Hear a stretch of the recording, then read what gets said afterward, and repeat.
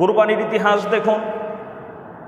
কুরবানির মাধ্যমে আল্লাহ রাব্বুল আলামিন হযরত ইব্রাহিম আলাইহিস সালামের এক কঠিন পরীক্ষা আল্লাহ পাক নিয়েছিলেন।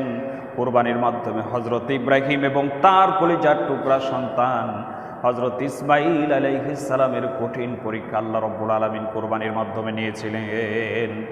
আল্লাহ পাক বলেন, আমি ইব্রাহিমকে আদেশ করলাম স্বপ্নের মাধ্যমে, ও ইব্রাহিম, তুমি তোমার সব থেকে প্রিয় বস্তুটিকে আমার জন্য কুরবানি করো, আমার জন্য ত্যাগ করো।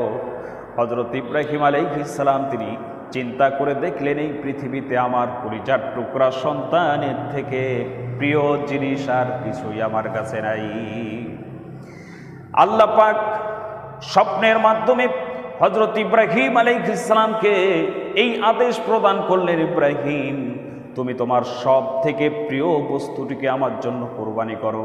হযরত ইব্রাহিম আলাইহিস সালাম তিনি তার কলিজার টুকরা সন্তানকে তখন ডাক দিয়া কি বললেন? সূরা সফের ভিতরে আল্লাহ রাব্বুল আলামিন সে কথাগুলিকে কোট করে রেখে দিয়েছেন। বলে সুবহানাল্লাহ। আল্লাহ পাক বলছেন, হযরত ইব্রাহিম তার কলিজার টুকরা সন্তানকে ডাক দিয়া বলল, ইয়া বুনাইয়া ইন্নী আরা ফিল মানামি আন্নী আযবাহুকা ফানজুর মাযা তারা। ইয়া বুনাইয়া, আমার কলিজার টুকরা সন্তান, আমি স্বপ্নে দেখলাম আমি যেন তোমাকে জবাহ করছি। ফানজুর মাযা তারা, এ ব্যাপারে তোমার মত কি আমাকে জানাও। হযরত ইব্রাহিম আলাইহিস সালামের বিষয়টা এমন ছিল না যে সন্তান যদি মত দেন তাহলে তিনি জবাহ করবেন, সন্তান মত না দিলে জবাহ করবেন না, বিষয়টা এমন ছিল না। তিনি শুধুমাত্র ছেলেকে একটু পরীক্ষা করতে চাইলেন যে এই সন্তান আল্লাহর হুকুমে জবাহ হতে রাজি আছে কিনা।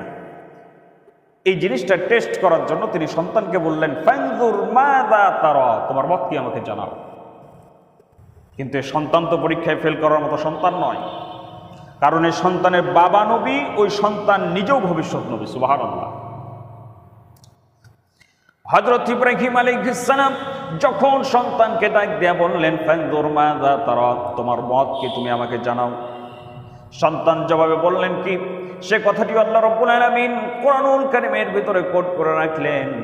আল্লাহ পাক বলেন, জবাবে সন্তান ইসমাঈল আলাইহিস সালাম তিনি তখন বললেন, ইয়া আবাতি ফাআল মা তুমার সাতাজিদুনি ইনশাআল্লাহু মিনাস সাবিরিন।